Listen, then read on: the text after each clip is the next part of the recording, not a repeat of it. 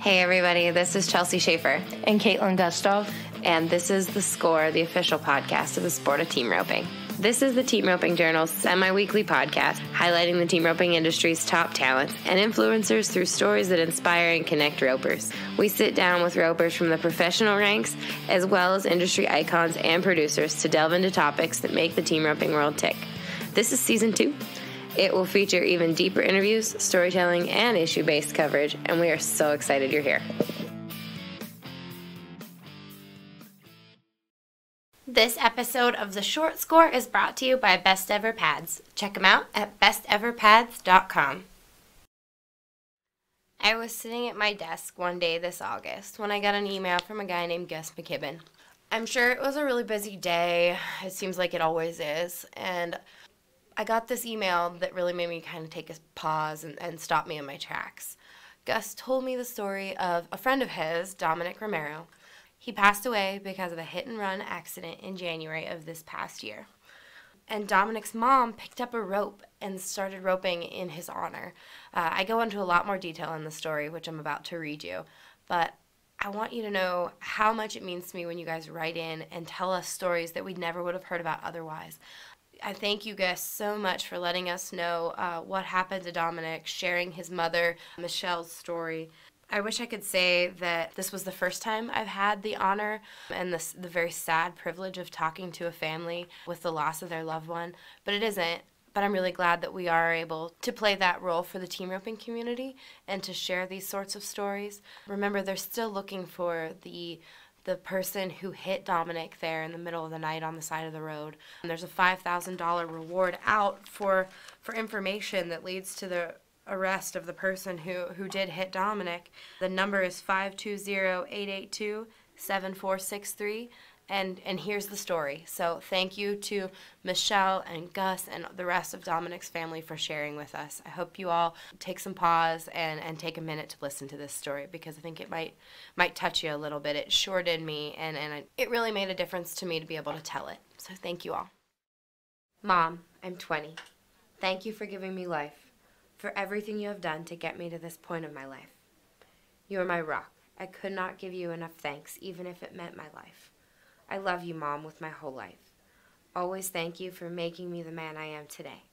These last years have been really the hardest. But we got this, Mom. We're going to get through this. I love you. Michelle Arbizo rereads those words every so often when she's feeling the loss of her son, Dominic Romero, the most. He sent her that text just a few hours before his death, the last thing he ever told her. Dominic died on his 20th birthday, January 4th, 2019, in a hit and run while walking on the side of a desolate desert road outside Marana, Arizona. Authorities still haven't identified the driver. Dominic's loss, coupled with the loss of Michelle's fiancé, Arizona roping producer Rudy Clark Sr., just a year and 8 months prior, could have broken the Arizona mother of 5. But instead, Michelle picked up a rope, stepped on her son's horse, and pulled her hat down tight. Dominic Cheche Romero was the 5th of Michelle's 5 boys, her baby from the start. Dominic was very shy and very quiet, remember Michelle, 51, who works as a medical assistant and surgery scheduler for Tucson Orthopedic Institute. He never, ever left my side. We were inseparable. He was really a good kid and very quiet. He became more outgoing from junior high all the way through high school. He always had good grades, participated in student council, and he played football and wrestled. There wasn't anything he didn't try. Dominic didn't grow up with horses, though his mother's family had them years earlier. Michelle, following local tradition, took her son to watch Tucson's famous La Fiesta de los Vaqueros Pro Rodeo when he was 13. Mid-performance, Dominic turned to his mother and said he wanted to learn to team rope. That's all he had to say, Michelle said. From that point on, I bought him his first horse. I told him he had to learn how to ride before he could learn how to rope. After school, after wrestling and football practice, he'd saddle and go ride in the desert. We didn't have an arena or anything. I'd buy the Arizona jackpot, and every month we'd look at the calendar and find ropings that my old friend, Rudy Clark Sr., was putting on. Rudy had roped with my brothers growing up, so I asked him if Dominic could help him at the ropings. Dominic pushed steers up for Rudy, who quickly took a liking to the eager-to-learn kid. Eventually, as Dominic gained confidence, he and Rudy, who was dating Michelle by then, started entering ropings. It was his biggest thrill to be able to rope with Rudy. He loved to rope with his cousin Patrick, too, who started roping at the same time he did. He was so fun to rope with, Patrick said. He always had a funny face coming out of the box. We'd all give him crap about it, especially with me. He wanted me to be better than him. So he'd get nervous, and he'd tell me all the time we'd rope together that all he wanted to do was catch and take the right steps nice and slow, so that way me and him could rope together and get times down and do good at the local jackpots. Miguel Guerrero Martinez owns Savantos Land and Cattle, and he produced a lot of the ropings and practices Dominic attended. Guerrero watched as Dominic developed a confidence in the arena. He was a fun kid, and he had a blast, whether he was catching, missing, or falling off, Guerrero said. He was learning how to do everything at once on a greener horse. He hit the ground a few times, but he'd always get back on and try it. He was enthusiastic and always smiling all the time. There was no reason to be in a bad mood around him. He wanted to learn and get better. He was on his way to being successful and improving every week. He'd be getting his number raised soon. He really enjoyed it, and his mom was right there, always hauling with him and going to his practice. Dominic did fall off his horse a few times in practice and occasionally out of roping, but it never dampened his spirits, and he was a good sport about the ribbings he took. He would fall off a lot, John Henry Guyana, Dominic's high-numbered cousin, recalled, laughing. But he was so energetic and always happy. He was the life of the party and never sad. He was happy whether he caught or missed. We did everything together, and we would go to the jackpots all over, Show Low, Tucson, everywhere. He was the most dedicated kid I've ever seen. He started late, but he wanted to learn and was so passionate. He was truly a team roper. Dominic was starting to turn more and more steers, and as his high school rodeo career came to a close, he had goals of college rodeo at Central Arizona College, the same place his hero and his mother's fiance, Rudy, had attended. But a month before he graduated from high school is when Rudy passed away, Michelle said. I could not get him to go to school. He wanted to, but he didn't want to leave me alone. He wanted to be here for me, and said that we were going to stick together and get through this. Dominic, who friends and family had nicknamed Che-Che thanks to all of his love for his mother, did just that. Always his mother's favorite dance partner, he made sure to take her out dancing any chance he got. He threw Michelle a fabulous 50th birthday bash, where they danced the night away. He was by her side more than ever, with his lumbering frame often hugging his mama while she cooked him dinner. Upon graduation, he got a job installing gas lines, coincidentally on a crew with a number of other team ropers. With all of us roping, we missed some Fridays, joked Gus McKibben, a friend and co-worker of Dominic's. Dominic was the nicest guy ever. He'd talk to a stranger the same way he'd talk to his best friend. He was happy all the time and never really had a bad day. He'd do anything for anybody. He was cheerful all the time. Everybody loved him. Dominic saved his money and bought himself a truck and trailer, paid his bills, then spent the rest of his paychecks jackpotting with his buddies. He became a typical cowboy roper. He was spending his money wisely, but roping was his passion, and that's what he got into, Michelle said. His favorite roping, the one he'd gone to every year with Rudy before Rudy died, was the Ted Meredith Memorial, held each July in Young, Arizona.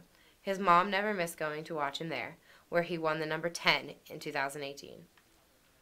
On the drive home that year, Dominic told her, "You should start roping so we can rope together in the family roping." They laughed about it, and she agreed to try.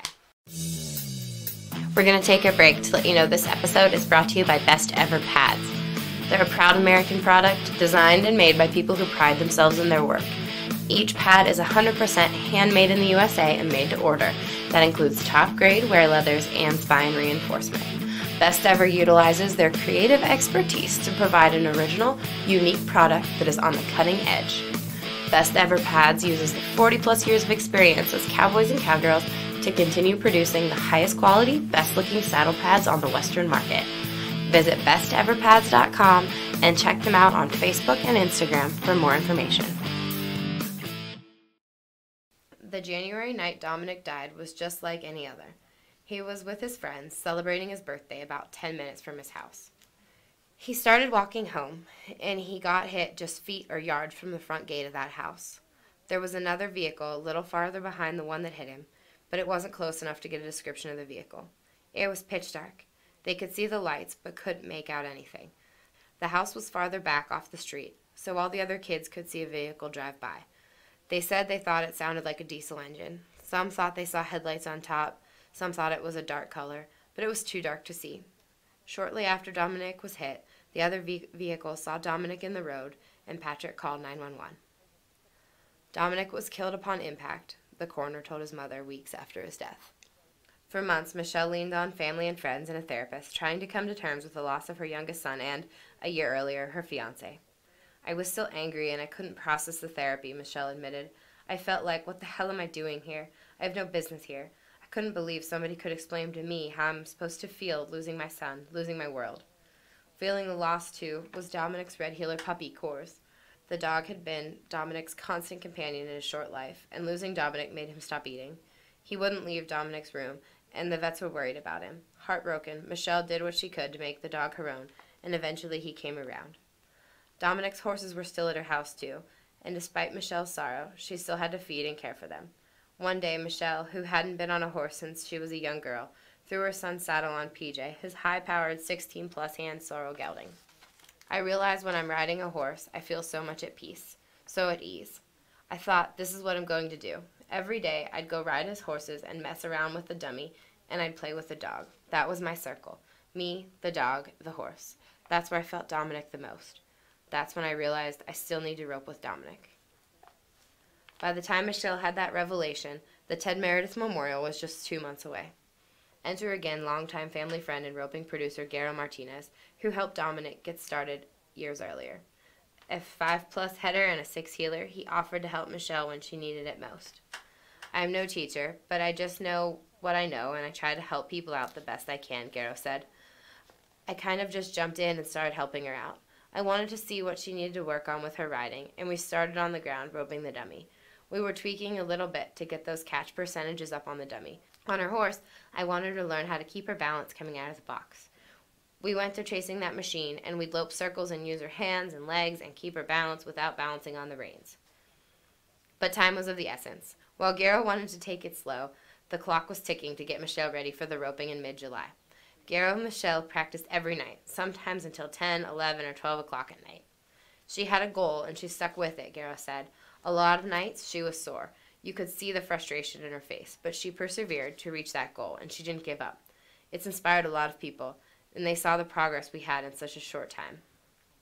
By the time the roping weekend rolled around, Michelle was prepared. She had a run in the family roping, her cousin, Michelle Arbizo Sr., and she entered the all-girl in the 8th that weekend, too. So she loaded up the pickup and 3-horse trailer that Dominic was so proud of and headed to the jackpot.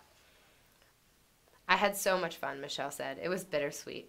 My girlfriends, my fellow ropers, we laughed, we cried, but that was the biggest thrill and the biggest honor to be there and rope in Dominic's honor. I didn't have any luck, but I did catch some steers, and I achieved my goal. And it's just the beginning. Michelle has been a regular jackpot junkie since then, still practicing with Garo and roping every chance she gets. On Fridays, she misses her son the most, because he'd call her and talk her ear off about their weekend plans. But now she's got jackpots to look forward to on Friday afternoons to ease the sting just a little bit.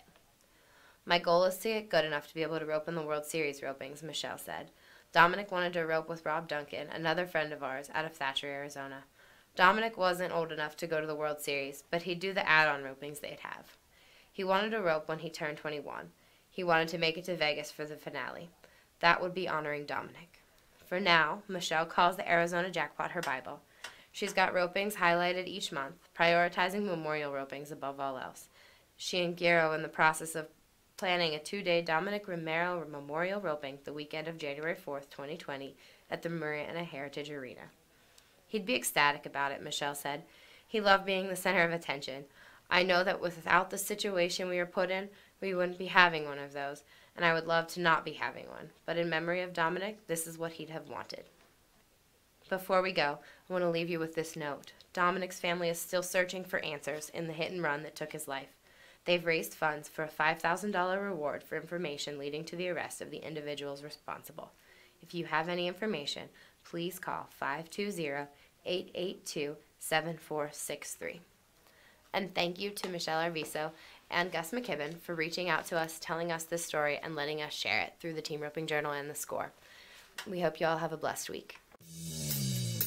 Remember, this episode was brought to you by Best Ever Saddle Pads. Check them out at besteverpads.com.